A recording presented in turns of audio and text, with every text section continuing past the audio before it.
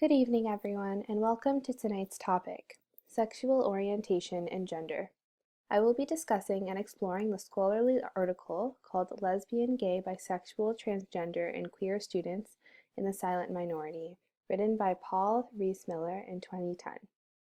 This article focuses on the realities of the adversities that students in the LGBTQ community face on a daily basis in schools, and how we as educators can help make more inclusive spaces in our classroom. In the past 10 years, I have definitely seen more progressive changes in society, which include the legality of same-sex marriage in all states as of 2015, the rise of the Gay Pride Parade, and the creation of same-sex TV series such as The L Word. Yet, however you slice it, we still largely live in a society that is dominantly heteronormative. Our influences as young children are Disney. Have you ever seen a homosexual character, much less a homosexual protagonist in Disney? I certainly have not, and it would literally make breaking news if it were to occur. Many teachers are not incorporating LGBTQ issues in the classroom and curriculum, which is hindering future educators from being prepared to create inclusive spaces in the classroom. Teachers do not want to address the elephant in the room because sometimes they may feel that it is easier left unsaid. Kids will have somewhere else to learn about sexual orientation and identity. This could not be any further from the truth. Kids may not be able to speak about these issues at home if their parents' values do not align. In May 2015, there were thousands of protesters, predominantly due to religious reasons, who were protesting teaching children that were different identities other than heterosexual. This definitely provided issues not only to teachers, but also to homosexual students. How are they supposed to feel when they see that other families are disgusted by the potential of discussing their sexuality? Let us view this short video clip together. Thousands of Canadian parents in Toronto were protesting against a revised sex education curriculum for the province of Ontario earlier this week. Over 3,000 protesters gathered at the Ontario Legislative Assembly, calling for teachers to teach science, not sex. They complained that it's too early and too much for elementary students to learn about body parts and homosexuality. Charles McVitie, the president of Canada Christian College, is one of the most vocal opponents of the new curriculum.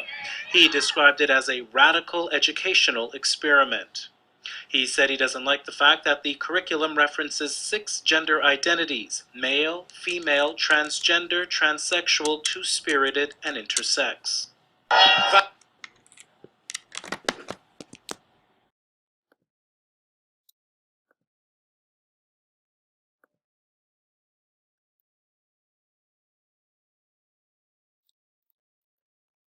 It is paramount for teachers to make an effort to give students appropriate support on the matter and to simply show that they actually care.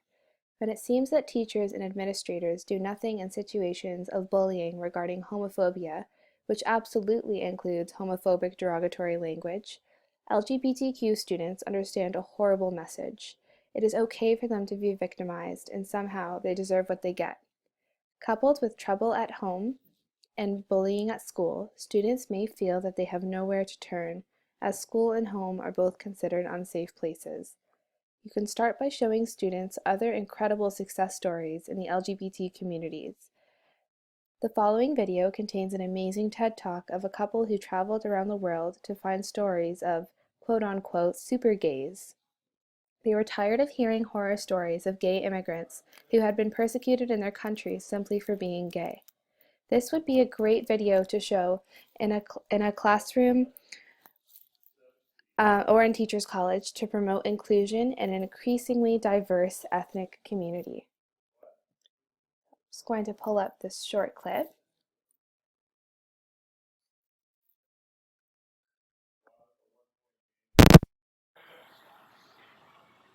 LGBT rights organization successfully petitioned the Nepali Supreme Court to protect against LGBT discrimination. Here's Bhumika. Most of the are proud. I'm a transgender people. I'm so proud of my life. So on to the 21st December 2007, the Supreme Court gave the decision for Nepal government to give a transgender identity card and same-sex marriage. I can appreciate Bhumika's confidence on a daily basis.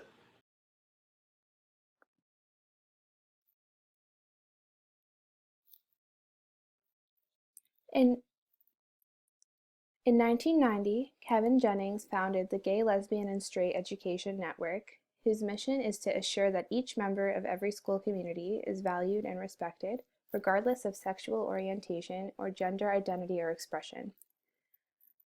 The GLSEN network also sponsors the National Day of Silence, and they are additionally involved in the National No Name Calling Week in middle schools. However, violent incidents and bullying continues to happen, putting LGBTQ students in further danger.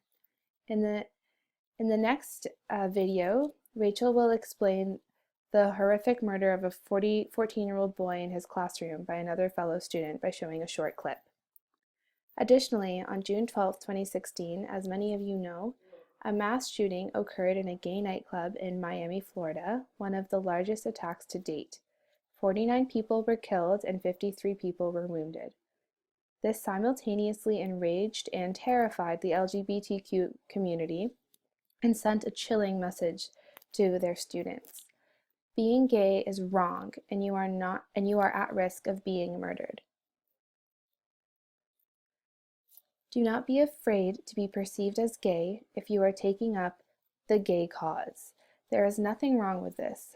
Even if it means stepping out of your comfort zone, you are encouraged to help make students feel that they matter and that they are not invisible.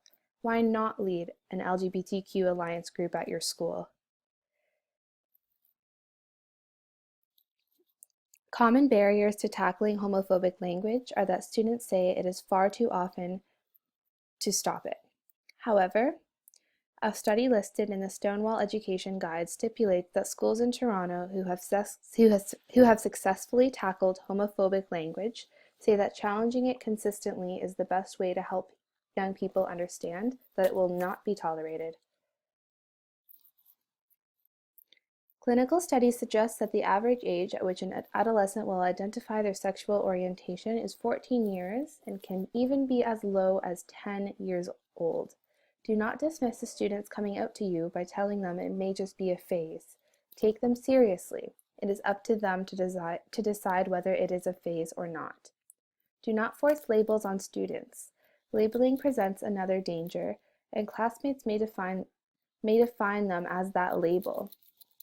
LGBTQ students are simply people. They have likes and dislikes, hopes and fears, hobbies, unique personalities, and other qualities just like straight people. Do not believe the myth that if one discusses homosexuality in your classroom, they will put ideas in their students' heads and their students will become gay. This is not true. If anything, students will benefit from honest, truthful information about sexuality and learn that sexual identity does not determine one's life. If discussing homosexuality does in fact enable a student to become more comfortable with coming out, you did not put this idea in their head. In fact, congratulations, you successfully created a safe space in your classroom. Finally, I leave you with this comedic image. Please remember that being gay is not a choice. It is obviously much easier to be heterosexual in this society. Please do not forget how much more difficult it is for students to come out and be comfortable in their skin in the vicious world of high school and middle school. Thank you for listening, and I sincerely hope you enjoy part 2 and part 3 with Rachel and Carol.